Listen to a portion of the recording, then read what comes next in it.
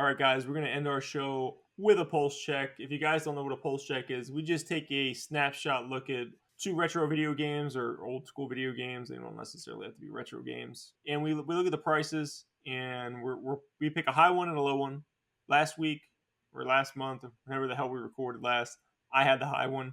That means this month you have the high one, Wes, and I have the low one. Do you want to go first or second? I'll go first because I'll talk about one of your favorite Sega mascots, good old Sonic. There you go, man. And I'm gonna pick for the Sega Saturn, Sonic R or Sonic Racing. Yeah. Sonic in a car. Again. No, he was running. Oh, he was running in this one. I didn't realize that. I never played this game.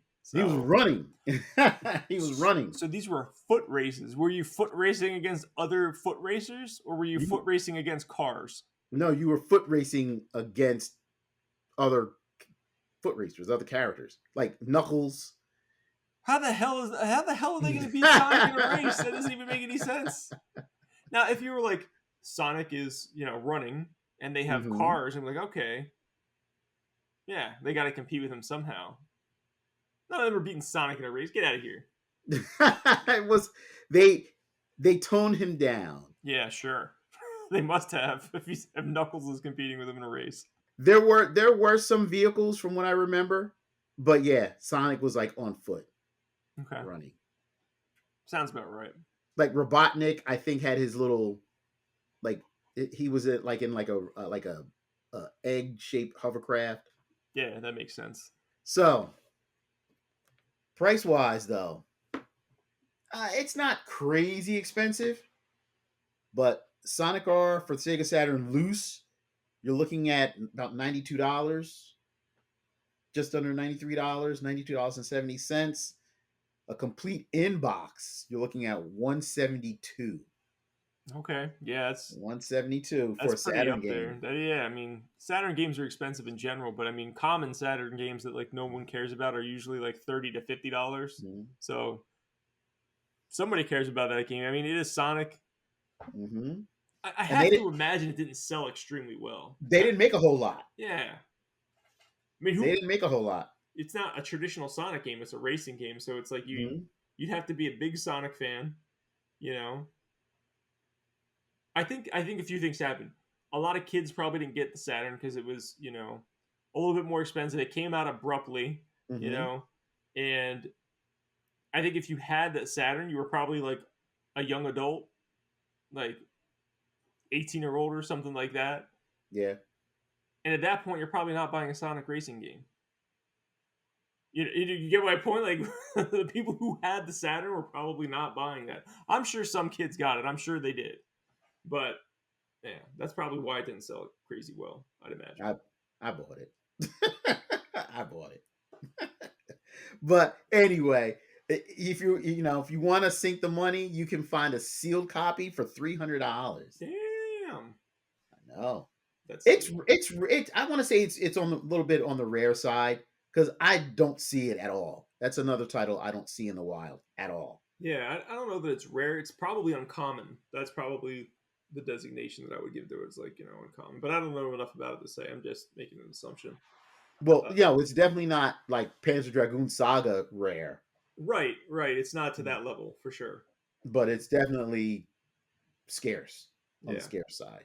I get some more stuff for my Saturn. My Saturn library is weak. But that stuff's so expensive, man. It's so rare that I buy Saturn games.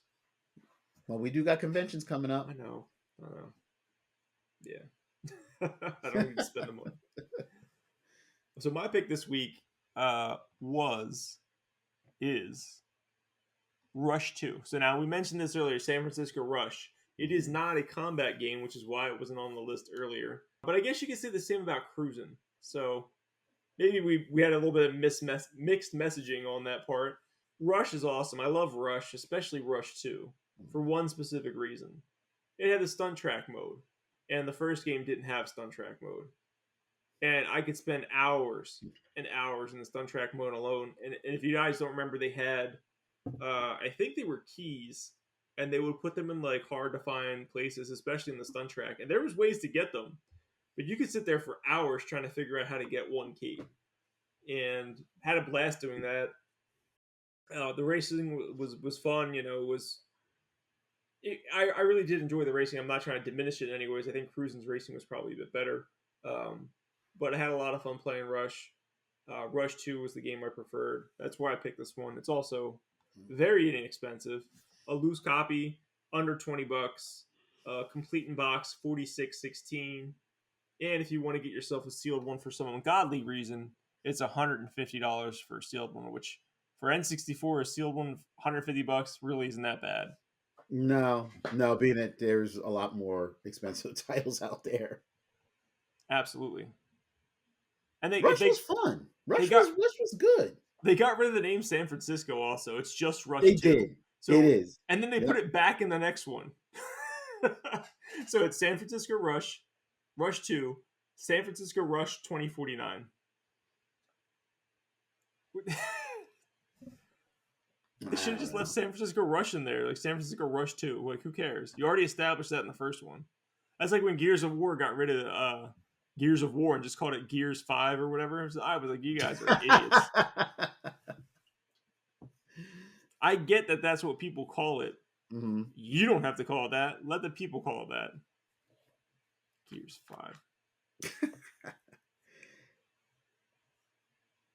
I don't get over things easily, Wes. I remember. I know you do. You hold that grudge. All right, guys. So there you have it. We got our pulse check in there for you. Thank you guys for joining us on this episode of the Nerd Enthusiast Gaming Podcast. Please make sure if you liked what you heard today, you go and support us over on Patreon. Patreon.com/nerdenthusiast. You can support us for as little as $1 a month. We have exclusive content that goes up there every month. Me and Wes put stuff up there every single month. You can also support us, again, not financially, but you can just give us a 5-star review on Spotify, Apple Podcasts. It helps us out tremendously. We greatly appreciate that as well. Wes, if people want to find you, sir, where can they do so? You can find me on Instagram at Grendel5XPX. Awesome. I'm Matt. You guys can find me on Twitter or X or whatever you'd like to call it at FromNJ2CA. The 2 is a number 2. And make sure you guys check out our other content and stuff. Go to nerdenthusiast.com. That's where our blog lives. You can go to our Linktree. Just go to Linktree, Nerd Enthusiast, or whatever. And you'll find all of our stuff on there. So we have blogs. We have other shows. We have a poker podcast, music podcast. Check it all out. Thank you guys for watching today. We truly appreciate it. Until next time, you all take care. Have a good one, guys.